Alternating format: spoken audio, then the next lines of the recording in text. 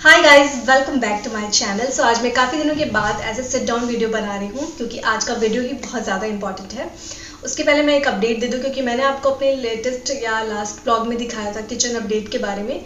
तो जी हाँ, मेरा किचन जो है वो रेडी हो चुका है, बट मैं उसकी ऑर्गेनाइजिंग कर रही हूँ। उसके लिए मैंने बहुत सारे सामान ऑनलाइन एंड ऑफलाइन मंगाए हैं। मैंने सोचा एक बार आप सबके साथ शेयर कर देती हूँ, बट आई थॉट कि जब मैं किचन ऑर्गेनाइजिंग का काम करूँगी, स्टार्ट करूँगी, तभी आप सबके साथ शेयर कर दूँगी और वो वीडियोज़ जल्दी ही आएंगी। एंड बहुत सारे इंटरेस्टिंग वीडियोस आने वाली हैं आने वाले अपकमिंग फेस्टिवल्स में। सो अगर आपने अभी तक मेरे चैनल को सब्सक्राइब नहीं किया है देन प्लीज़ डू सब्सक्राइब। बढ़ते हैं आज के वीडियो में। तो आज के वीडियो का जो टॉपिक है वो बहुत ही ज़्यादा इंपॉर्टेंट है बिकॉज मैंने एक वीडियो बनाया था। अगर आप सबने नहीं देखा है तो मैं लिंक डिस्क्रिप्शन बॉक्स में दे दूंगी, आप ज़रूर जाकर चेक कर लीजिएगा। वाई आई यूज़ बायोडिग्रेडेबल पैड। सो बायोडिग्रेडेबल पैड की में क्या मतलब ऐसी खासियत होती है जो एक नॉर्मल रेगुलर पैड्स में नहीं होती है, तो वो सारी चीज़ें मैंने उसमें बताई हुई हैं। उसी वीडियो की वजह से मुझे कई लड़कियों के क्वेश्चंस आए थे प्रोडक्ट्स के बारे में, लाइक हमको ये यूज़ करना चाहिए या नहीं, या फिर ये यूज़ करने से हमें क्या साइड इफेक्ट हुआ और वो कौन से प्रोडक्ट हैं, वो सारी चीज़ें हम डिटेल में डिस्कस करेंगे। सो चलिए without wasting much more time let's get started. So guys, अपने डे टू डे लाइफ में ऐसी बहुत सारी चीज़ें हैं जिनको हम यूज़ करते हैं जिसकी वजह से हमें साइड इफेक्ट होते हैं और इन्फेक्शन जैसे इश्यूज हो जाते हैं। यूटीआई के बारे में आप सभी जानते होंगे और ये मुझे लगता है कि 100 में से 90 महिलाओं को ये प्रॉब्लम फेस करनी ही पड़ती है। मैंने भी ये प्रॉब्लम फेस की है। आई थिंक मुझे लगता है कि सभी औरतें अपनी लाइफ में एक ना एक बार ये प्रॉब्लम ज़रूर फेस करती हैं, लेकिन जिसको ये होता है सिर्फ वही समझ सकता है कि कितनी ज़्यादा प्रॉब्लम होती है। मुझे ये हुआ था तभी मैंने एक बार गायनिकोलॉजिस्ट से कंसल्ट किया था और उनसे मुझे काफ़ी कुछ पता चला था। एंड उसके अलावा बहुत सारे केमिकल प्रोडक्ट्स जो कि कॉमर्शियल्स में दिखाते हैं, हमें बहुत अच्छे लगते हैं और हम उसको यूज़ कर लेते हैं, जिनका कि साइड इफेक्ट हमको देखने को मिलता है। जैसे बहुत ज़्यादा आपकी तबीयत खराब हो सकती है, आप इसको बिल्कुल भी लाइटली ना लें। तो वो कौन कौन से प्रोडक्ट हैं, और सबसे पहले मैं बात करूँगी प्रोडक्ट के बारे में तो मैं बीच बीच में बताती ही रहूँगी। उसके आगे मैं लाइन से बताऊँगी आपको स्टेप बाय स्टेप कि किन किन चीज़ों का आपको ध्यान रखना है ताकि आप इन्फेक्शन से बचे रहें। तो चलिए, सबसे पहला है कि trim your hair. Number 1, trim your hair.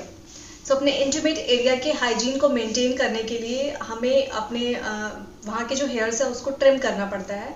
सो बहुत से लोग बहुत सारे मेथड यूज़ करते हैं। तो अगर आप यूज़ करते हैं जो क्रीम आती है मार्केट में, लाइक वीट है और बहुत सारे क्रीम्स हैं जो कि आपके हेयर को रिमूव करते हैं, तो एक्चुअली आप अपने हाथों पे भी अप्लाई अगर करके देखो तो उसका साइड इफेक्ट आपको खुद ही क्लियर समझ में आ जाएगा। एक तो वो आपकी स्किन को एकदम डार्क कर देता है एंड साथ ही उसमें कुछ ऐसे फ्रेग्रेंस और केमिकल मिलाए जाते हैं तो जो आपकी स्किन इतनी सेंसिटिव है, सोचिए वहाँ वो कितना ज़्यादा हार्मफुल होता होगा। इसलिए आपको मैं तो बिग नो कहूँगी। और ये भी एक रीज़न है, आपको अगर इन्फेक्शन हो जाता है बार बार तो ये एक बड़ा रीज़न है। आपको कोई भी मार्केट में मिलने वाली हेयर रिमूवल क्रीम यूज़ नहीं करनी चाहिए। इनफैक्ट आप उसकी जगह आप अपने हेयर को ट्रिम कर लीजिए। आप गायनिकोलॉजिस्ट से कंसल्ट करेंगे तो वो भी आपको यही बताएंगे, कभी भी वो अपने प्यूबिक हेयर को क्लीन करने की सजेशन नहीं देती हैं। वो हमेशा यही कहती हैं कि आप अपने वहाँ के हेयर को ट्रिम करिए। सो ट्रिम करने के लिए आप क्या यूज़ कर सकते हैं, सिजर, लेकिन बहुत ही सावधानी की ज़रूरत है उसके लिए। दूसरी चीज़ है कि ट्रिमर अवेलेबल है मार्केट में फॉर सेंसिटिव एरियाज, जैसे कि वीट का ट्रिमर है, आप उसको यूज़ कर सकते हैं और बहुत ही इजी प्रोसेस होता है। तो अगर आप कंफर्टेबल हो तो आप वो यूज़ कर सकते हैं। अदरवाइज सिंपल रेगुलर जो कि most of the women use करती है, which is razor. So razor आप यूज़ कर सकती हैं, बट रेज़र यूज़ करने के पहले कुछ सावधानी आपको रखनी चाहिए। लाइक आपको एक्सफोलिएशन ज़रूर करना चाहिए। तो एक्सफोलिएशन के लिए आप क्या यूज़ कर सकते हैं, तो एक्सफोलिएशन के लिए आप यूज़ कर सकते हैं लूफा। लूफा के अलावा आप नेचुरल चीज़ें यूज़ कर सकते हैं, जैसे कि आप बेसन या फिर चावल का आटा, वो थोड़ा सा स्क्रबिंग पार्ट होता है उसमें, तो वो आप यूज़ कर सकते हैं वहाँ की स्किन को थोड़ा सा एक्सफोलिएट करने के लिए। तो वो आप वहाँ पे यूज़ कर सकते हैं, जिससे स्किन अच्छे से एक्सफोलिएट हो जाएगी। एक्सफोलिएट करना इंपॉर्टेंट है एंड इसके बाद अगर आप रेजर यूज़ करते हैं तो आपके जो हेयर ग्रोथ है वो बहुत ज़्यादा हार्ड नहीं आएगी। So exfoliation is very important and आप कोई नेचुरल स्क्रब भी यूज़ कर सकते हैं। ये तो रही पहली चीज़। चलिए बढ़ते हैं दूसरी चीज़ की ओर, विच इज़ डिज़ाइनर पैंटी। सो अगर आपको पसंद है डिज़ाइनर पैंटी पहनने का, या फिर कलरफुल डिज़ाइनर्स बहुत सारे अवेलेबल हैं, आपको जिवामे वगैरह पे इजीली मिल जाएंगे। कभी कभार के लिए ठीक है, बट अगर आप रेगुलर वेयर में इस तरीके की सिंथेटिक पैंटी वेयर करते हैं which is not good for your health, for your intimate areas, तो आपको हमेशा यूज़ करना चाहिए कॉटन पैंटी। बिकॉज ये कॉटन एक ऐसा मटेरियल होता है ना जो आपके स्वेट को कंट्रोल करता है। तो विच इज़ वेरी इंपॉर्टेंट। तो इसलिए मैं आपको सजेस्ट करूँगी कि आपको रेगुलर वेयर में कॉटन पैंटी ही पहननी चाहिए। आप ओकेजनली या कैजुअली कभी कभार अगर डिज़ाइनर पैंटी पहन लेते हैं, which is okay. Now move to the third, कि आपको बहुत ज़्यादा टाइट क्लॉथ नहीं पहनना चाहिए। अगर आप थोड़े से लूज कपड़े पहनते हैं विच इज़ गुड, बिकॉज क्योंकि अगर आप पूरा दिन टाइट जीन्स पहन करके रहते हैं तो इसकी वजह से भी आपको इन्फेक्शन के इश्यूज हो सकते हैं। तो इसलिए मेक श्योर इन चीज़ों का ध्यान रखिए। Now move to the next thing, hygiene को मेंटेन करने के लिए क्या यूज़ करें। तो बहुत सारी लड़कियों ने मुझसे पूछा कि वो यूज़ करती हैं बहुत सारे मार्केट में मिलने वाले प्रोडक्ट। मैं किसी प्रोडक्ट का यहाँ पर नाम मेंशन नहीं करूँगी, बट आपको अपने इंटीमेट एरिया को वॉश करने के लिए किसी भी केमिकल वाले वॉशेस की ज़रूरत नहीं है, क्योंकि आपका जो वो एरिया होता है वो खुद अपने आप को क्लीन कर लेता है, जैसा कि आप सभी को पता होगा। तो आप सिर्फ नॉर्मल पानी से वॉश करना है, आपको नॉर्मल रेगुलर वाटर से वॉश करना है एंड उसके बाद जेंटली पैड ड्राई कर लेना है। आपको गीला कभी भी नहीं छोड़ना है। सो मेक श्योर कि आप साबुन वगैरह बिल्कुल भी ना वहाँ पे यूज़ करिए। इसके अलावा मार्केट में मिलने वाले जो भी आप कॉमर्शियल्स देखते हैं कि ये वाले वॉशेस यूज़ कर लें या वो सब बिल्कुल भी आपको यूज़ नहीं करना है, और ना ही बिल्कुल भी साबुन शैम्पू ये सब कुछ भी यूज़ नहीं करना है। वो नेचुरली क्लीन कर लेता है अपने आप को। तो आपको सिंपली सिर्फ नॉर्मल रेगुलर वाटर से क्लीन करना है एंड इसके बाद आपको पैड ड्राई ज़रूर कर लेना है।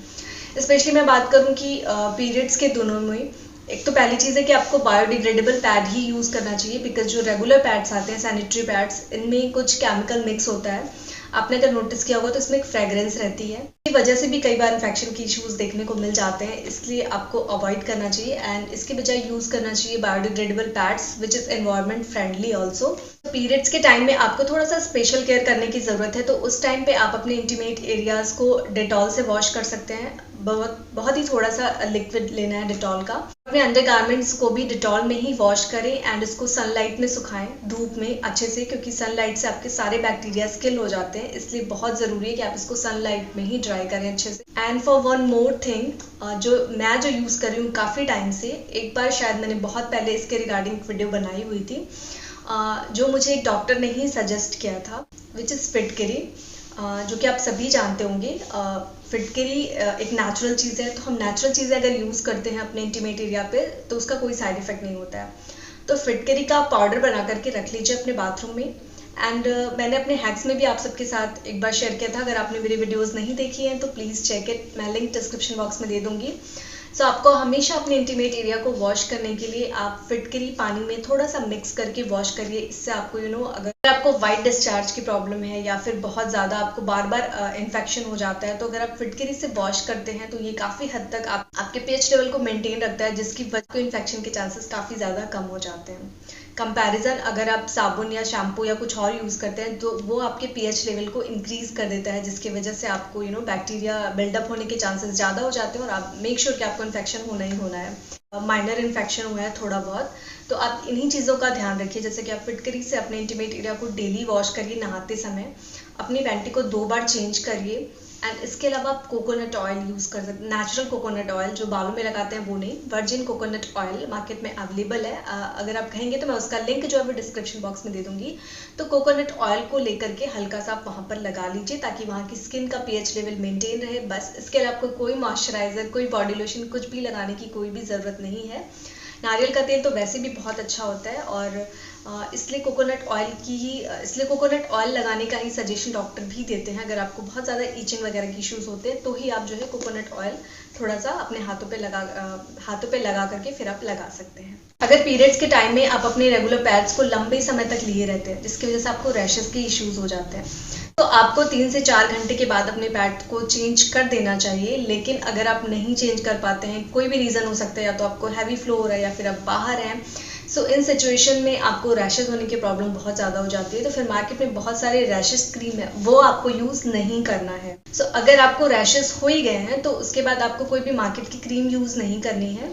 सिंपल जो मैंने टिप्स बताया आपको वही फॉलो करना है। इसके लिए टाइट क्लॉथिंग जो है वो आप अवॉइड करिए, स्पेशली अगर आपको रैशेस हो गए हैं तो थोड़ा सा इजी ब्रीजी रहिए। एंड उसके बाद ये नेचुरली 3 से 4 दिन में ठीक हो जाता है। तो उस टाइम पे आप मेक श्योर कि आप अवॉइड करो टाइट क्लॉथिंग, आप एकदम लूज कपड़े पहनो ढीले ढाले से, सो ये ठीक हो जाता है। लेकिन हाँ, आप कोई भी क्रीम उठा करके बिल्कुल भी मत लगा लीजिए, विच इज़ वेरी सेंसिटिव एरिया। और जितने भी प्रोडक्ट आप लेते हो ना मार्केट के, उन सब में कुछ ना कुछ फ्रेगरेंस, केमिकल, प्रिजर्वेटिव्स मिक्स ही रहते हैं।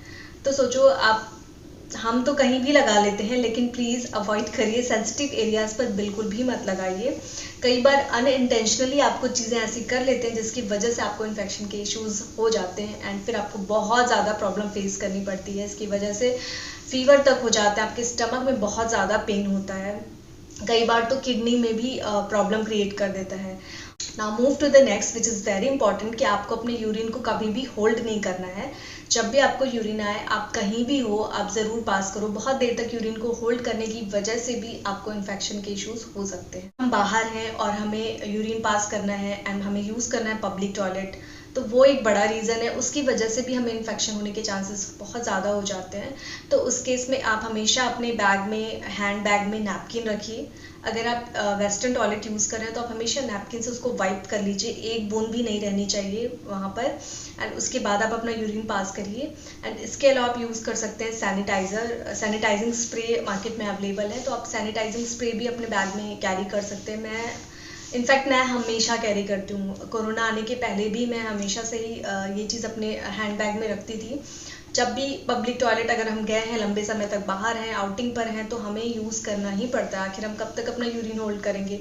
And then I use those sanitising spray and then I am using. So मैं जो है वो सैनिटाइज़र यूज़ करने के बाद ही कोई पब्लिक टॉयलेट यूज़ करती थी। लेकिन अगर आप इंडियन यूज़ करो विच इज़ ओके, बट अगर वेस्टर्न टॉयलेट यूज़ करो तो उसमें बहुत ज़्यादा चांसेस होते हैं। तो आप हमेशा अपने पास एक टिश्यू पेपर या फिर एक सैनिटाइज़र ज़रूर से ज़रूर रखिए, विच इज़ वेरी इंपॉर्टेंट अगर आपको इन्फेक्शन से बचना है। तो सारी लड़कियों को कहूँगी जो स्कूल कॉलेज में जाती हैं, तो वहाँ पब्लिक टॉयलेट आपको यूज़ करना ही पड़ता है। तो आप अपने साथ हमेशा कैरी करिए एक सैनिटाइजिंग स्प्रे या फिर आप एक नैपकिन। ये बहुत ही ज़्यादा इंपॉर्टेंट है।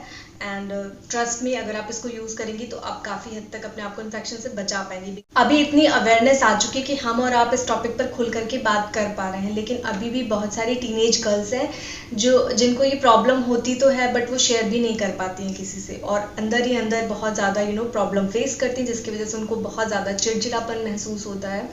So girls, please don't shy and खुल करके बात करिए। अगर आपको इन्फेक्शन हो गया है तो अपने गायनिकोलॉजिस्ट से कंसल्ट करिए, वो आपको एंटीबायोटिक देंगी जो कि 2 से 3 दिन के अंदर आपकी प्रॉब्लम को ठीक कर देगा। लेकिन एक बार अगर आपको इन्फेक्शन हो गया तो बार बार होता रहेगा, इसलिए आप इन चीज़ों से बचने के लिए जो मैं सारे आपको टिप्स बता रही हूँ, अगर आप उसको फॉलो करते हैं तो आप काफ़ी हद तक अपने हेल्थ का ध्यान रख पाएंगी और अपने आप को इन्फेक्शन से बचा पाएंगी। मैंने सारी चीज़ें कवर कर ली, सब कुछ आपको बता दिया, बस इतने ही मेन पॉइंट्स हैं जिनका आपको ध्यान रखना है। आपका जो इंटीमेट एरिया है वो बहुत ज़्यादा सेंसिटिव होता है, तो उसको आपको उतने ही सेंसिटिवली ट्रीट करना है, बिल्कुल भी लापरवाही नहीं करनी है उसके साथ। And last but not the least, which is very important thing, कि आपको पानी खूब पीना है। आप खूब सारा पानी पिएंगी तो भी आप अपने आप को इन्फेक्शन से बचा पाएंगे, बिकॉज कई बार डिहाइड्रेशन की वजह से भी आपको इन्फेक्शन के चांसेस हो जाते हैं। सो इसलिए पानी खूब सारा पीजिए। पीने से नेचुरली जो बैक्टीरियाज हैं वो किल हो जाते हैं, इसलिए हमको ज़्यादा से ज़्यादा पानी पीना चाहिए। एटलीस्ट 8 से 10 लीटर पानी तो हमको दिन भर में ज़रूर पीना चाहिए। तो आप हमेशा अपने साथ एक बॉटल कैरी करिए, और एक कलरफुल बॉटल ले लीजिए जिसको देख करके आपको बार बार पानी पीने का मन करेगा, और इस तरीके से आप अपने शरीर को हाइड्रेट रख पाएंगे। एंड इसके अलावा संतुलित आहार लेना है आपको, लाइक जंक फूड के बजाय आपको संतुलित आहार का मतलब होता है कि आपको ग्रीन वेजिटेबल्स देना है एंड फ्रूट्स, ये अपने डाइट में ज़रूर इंक्लूड कर, बहुत ज़्यादा इंपॉर्टेंट है, सभी लड़कियों को लेना चाहिए। एंड जो जंक फूड लेते हैं उसमें आपको कोई भी फ़ायदा नहीं मिलता है, लेकिन अगर आप ये चीज़ें खाएंगे तो आपकी बॉडी स्ट्रांग रहेगी और आप किसी भी बैक्टीरिया से आपकी बॉडी लड़ने के लिए तैयार रहेगी। सो बाय चांस अगर आपको इन्फेक्शन हो भी जाता है तो आपकी बॉडी जो है वो इजीली रिकवर कर लेगी, इसलिए बहुत ज़रूरी कि अपना डाइट मेंटेन रखना। डेफिनेटली अगर आप इन चीज़ों का ध्यान रखेंगे तो आप अपने आप को इन्फेक्शन से बचा पाएंगे। आई होप कि मैंने सारे टॉपिक्स कवर कर लिए। मुझे जहाँ तक पता था, मैं जिन चीज़ों का ध्यान रखती हूँ वो सारी चीज़ें मैंने आप सबके साथ डिस्कस की। एंड अब आपका काम है कि आप इस वीडियो को ज़्यादा से ज़्यादा शेयर करिए अपनी फ्रेंड्स के साथ, अपनी फैमिली के साथ, अपनी सिस्टर्स के साथ, because this video is very important. और इसमें जो भी मैसेजेस मैंने बताया मेरे पर्सनल एक्सपीरियंस पे है, ये सारी चीज़ें अगर आप फॉलो करेंगे तो आपको बिल्कुल भी इन्फेक्शन की प्रॉब्लम नहीं होगी। Most of the womens are facing these kind of problems, and वो किसी से भी बात नहीं करती हैं इस टॉपिक पे, और अंदर ही अंदर बहुत ज़्यादा इरिटेट होती हैं। सो आप उनको बचा सकते हैं, उनकी हेल्प कर सकते हैं। उनकी हेल्प करने के लिए आप उनके साथ ये वीडियो शेयर कर सकते हैं। इन्फॉर्मेटिव वीडियोस बनाती हूँ, मैं चाहती हूँ कि उसको ज़्यादा से ज़्यादा शेयर किया जाए, ताकि मुझे लगा था कि ये चीज़ें शायद सबको पता है, सब लोग यूज़ करते हैं, लेकिन जब मेरे पास कुछ लड़कियों के मैसेजेस आए तब मुझे पता चला कि बहुत से लोग, मतलब इनफैक्ट टीन एज में ना हमें पता ही नहीं होता कि हमें कौन से प्रोडक्ट यूज़ करने चाहिए और कौन से नहीं। सो हम कई बार फैंसी प्रोडक्ट्स देख करके, टीवी में कॉमर्शियल्स देख करके हम वो सारे प्रोडक्ट यूज़ कर लेते हैं जिनका साइड इफ़ेक्ट हमको फेस करना पड़ता है। स्पेशली जो लड़कियां हॉस्टल्स में रहती हैं या फिर जो टीनेजर्स हैं, उन्हें इस तरीके की प्रॉब्लम फेस करनी पड़ती है। तो अवेयरनेस क्रिएट करना बहुत ज़्यादा इंपॉर्टेंट है और एक गाइडेंस की उन्हें ज़रूरत होती है। I don't know why government should ban this kind of products which is not good for our health. So मुझे तो लगता है कि गवर्नमेंट को ज़रूर बैन कर देना चाहिए सारे products, because they are not good for our health. And आपको क्या लगता है, please let me know in the comment box. And आपको ये वीडियो अगर थोड़ी भी इन्फॉर्मेटिव लगी then please subscribe to my channel and इस वीडियो को लाइक करिए और अपने फ्रेंड्स एंड फैमिली के साथ ज़रूर शेयर करिए। तो चलिए आज के इस वीडियो को यहीं पे एंड करती हूँ, मिलते हूँ आपसे नेक्स्ट वीडियो में। Till then take care and